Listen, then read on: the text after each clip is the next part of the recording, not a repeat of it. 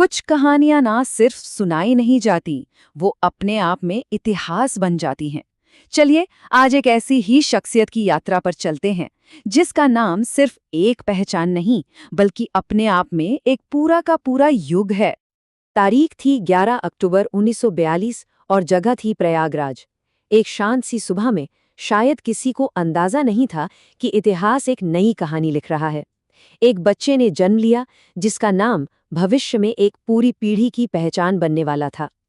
उनके पिता महान कवि हरिवंश राय बच्चन जी ने उसे नाम दिया अमिताभ, जिसका मतलब होता है अनंत प्रकाश, एक ऐसी रोशनी जिसे कभी बुझना ही नहीं था। तो ये कहानी शुरू कैसे हुई? उनका बचपन किताबों और कविताओं के बीच गुजरा। सोचिए, एक ऐसा घर जहां शब्द ही दुनिया थे, वहीं उनकी शख्सियत की नींव रखी जा रही थी। मतलब उनका नाम ही जैसे उनकी किस्मत की तरफ एक इशारा कर रहा था। पिता से विरासत में मिली शब्दों की समझ और साहित्य की जो गहरी छाप थी, वो उनके व्यक्तित्व का एक अटूट हिस्सा बन गई। और फिर थी उनकी आवाज। आज जिस आवाज की दुनिया दीवानी है, उसकी पहली पहचान स्कूल के एक टीचर ने की थी। उन्होंने कहा था, तुम्हारी आवाज खास है बेटे। शायद ये भविष्य का ही एक छोटा सा इशारा था। कोलकाता में एक अच्छी खासी नौकरी छोड़कर वो अपनी आंखों में सपनों का एक सूटकेस लेकर मुंबई पहुंचे। लेकिन इस शहर का स्वागत फूलों से नहीं, बल्कि कांटों से भरा था। उन्हें हर तरफ से नकारा जा रहा था। किसी ने कहा बहुत लंबे हो। उस दौर में ना हीरोज का एक तय मापदंड होता था, और वो उसमें कहीं भी फिट नहीं बैठते थे। और विडंबना देखिए, आज जो आवाज उनकी पहचान है, उनकी ताकत है, उसी आवाज को ये कहकर खारिज कर दिया गया कि अरे, हीरो की आवाज ऐसी थोड़ी होती है। किसी ने उनके गंभीर चेहरे को वजह बना दिया। ऐसा लग रहा था मानो इंडस्ट्री को समझ ही नहीं आ रहा था कि इस असाधारण प्रतिभा का आखिर करें तो करें क्या। ये सिर्फ रिजेक्शन का एक लंबा, न खत्म होने वाला दौर था। लेकिन कहते हैं ना, हर अंधेरी रात के बाद सुबह होती है। संघर्ष के इन सालों के बाद कहानी में एक ऐसा मोड़ आया जिसने भारतीय सिनेमा का इतिहास हमेशा के लिए बदल दिया। देखिए, उनका सफर धीरे धीरे ही सही, पर आगे बढ़ रहा था। सात हिंदुस्तानी से शुरुआत हुई, फिर आनंद जैसी फिल्मों में उनके काम को काफी सराहा गया। लेकिन वो तूफान, वो अभी आना बाकी था। और फिर आई जंजीर। इस एक फिल्म ने सब कुछ बदल दिया। वो 70 के दशक का भारत था। सिस्टम से एक गुस्सा था, एक बेचैनी थी, और उस दौर की हताशा को एंग्री यंग मैन के रूप में एक चेहरा, एक आवाज मिल गई। एक लड़का अब महानायक बन चुका था। जब आप सफलता की बिल्कुल ऊंचाइयों पर होते हैं ना, तब जिंदगी अक्सर सबसे मुश्किल इम्तिहान लेती है। उनकी जिंदगी में दो ऐसे संकट आए जिन्होंने न सिर्फ उनके करियर बल्कि उनके जीवन को भी दांव पर लगा दिया।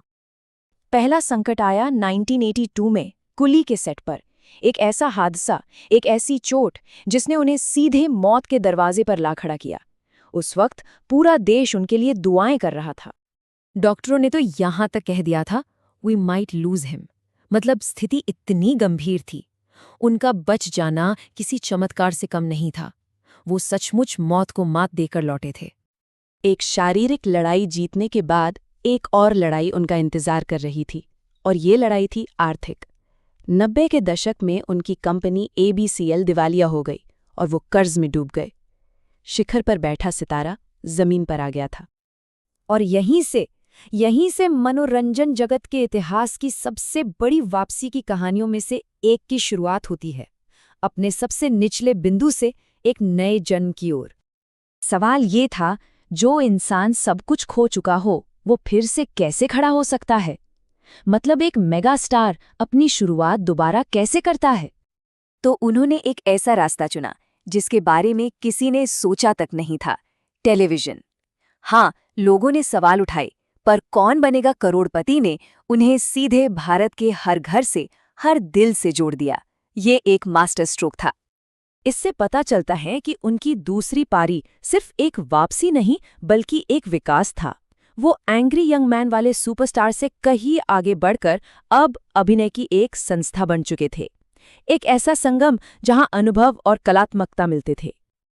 आज की तारीख में वो सिर्फ एक अभिनेता नहीं है, बल्कि सिनेमा से कहीं परे एक प्रेरणा बन चुके हैं। उनकी विरासत एक ऐसी रोशनी है जो समय के साथ और भी ज्यादा चमकदार होती जा रही है। उनकी ये विरासत कई मजबूत स्तंभों पर खड़ी है। एक तरफ उनका परिवार जो हर मुश्किल में उनका सहारा बना, और दूसरी तरफ देश के सर्वोच्च सम्मान पद्मश्री से लेकर दादा साहेब फाल्के पुरस्कार तक सब उनके नाम हैं। तो अंत में हम ये कह सकते हैं कि वो सिर्फ एक अभिनेता नहीं है, बिल्कुल नहीं। वो अपने आप में एक पूरा युग है, करोड़ों लोगों के लिए एक जीती जागती प्रेरणा। और इस तरह ये कहानी ठीक वहीं लौट कर आती है जहां से इसकी शुरुआत हुई थी, उनके नाम के अर्थ पर। ये यात्रा एक ऐसी रोशनी की है जो कभी नहीं बुझती। ये अनंत प्रकाश की यात्रा है।